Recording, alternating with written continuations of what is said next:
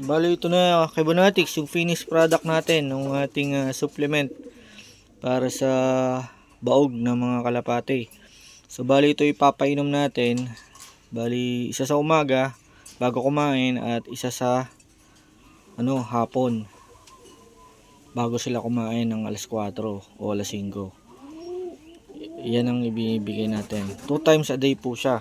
So ibibigay natin siya hanggat hindi for 1 month muna. Bibigyan natin siya for 1 month para makondisyon natin yung ibon. Siyempre, hindi natin pababayaan yung ibon, yung kalapate na bigyan ng turukan siya ng ito. Bali meron tayo ditong vitamin A, D, E na may selenium. Bali ito ginagamot nito yung mga mga nahihirap sa sa fertility ng mga hayop like manok at iba pang mga hayop, kambing, mga baka, kalabaw, yan, at saka mga ibon. So pwede rin siya sa ibon. So bali magtuturok tayo ng ganito. Bali once a week bibigay tayo ng ganito. Bali 0.5 ang sukat dun sa maliit na syringe. Ito yung syringe na maliit, 0.5 lang dito. Tapos 2 times a day ganitong supplement na ginawa natin from malunggay, tsaka yung buto ng malunggay. So bali ang size nitong ganitong capsule ay 00,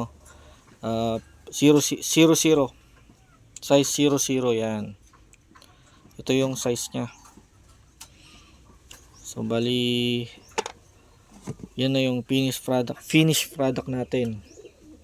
So kung di mo naman ito, mga lang ang halaga nito, nasa 200 pesos.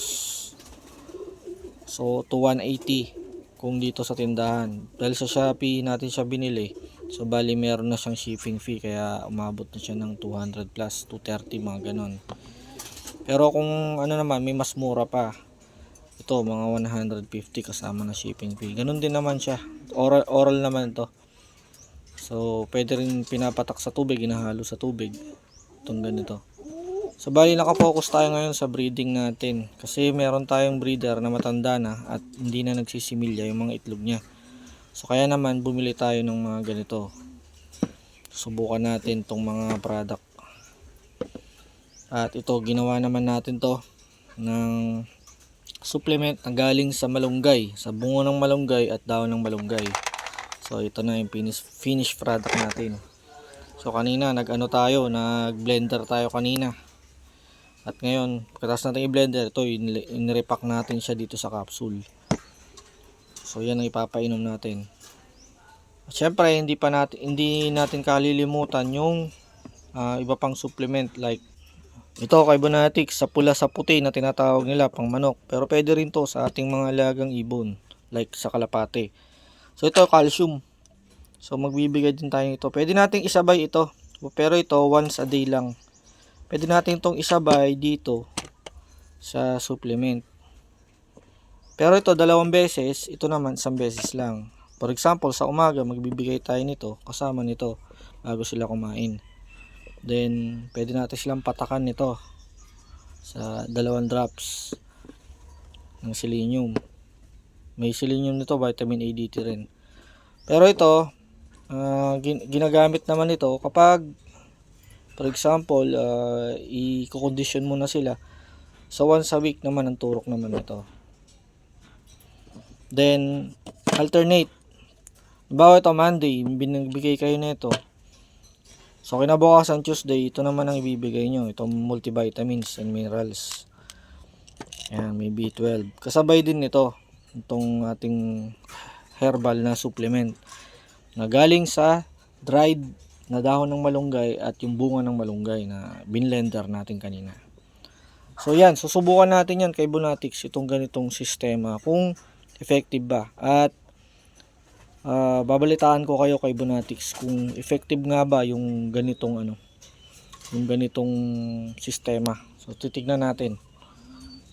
So yan, ito nga pala yung ating gagamutin na breeder natin. Siya ay isang Vandenbroek Biberman ang kanyang linyada. So hindi na nagpe-fertile yung mga itlog ng asawa niya. So bali ito yung ikak, ito yung lalaki, tagabigay ng similya.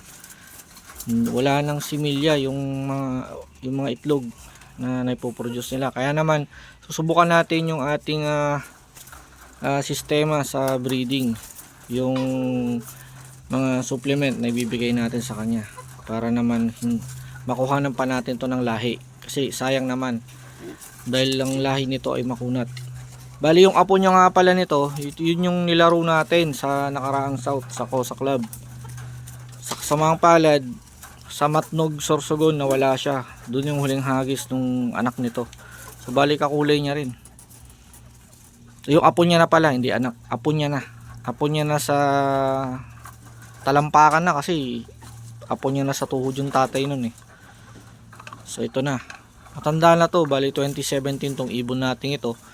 At susubukan natin siyang i-breed, sana makuhanan pa natin siya para magkaroon tayo ng stock bird o yung mga gagamitin nating breeder.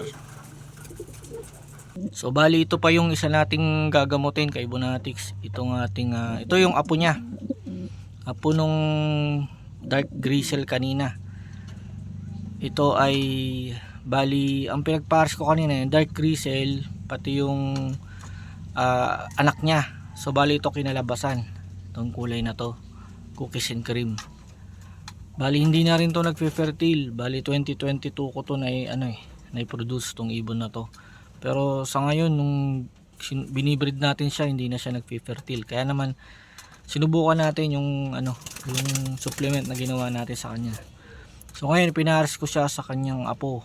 Ito yung apo niya, grizzle din. So titingnan natin after bali December 19 siya nag-incubate start ng incubation niya. So bibilang tayo ng mga 10 days to 15 days. 10 days maximum na 'yon. Makikita na natin kung may similya na.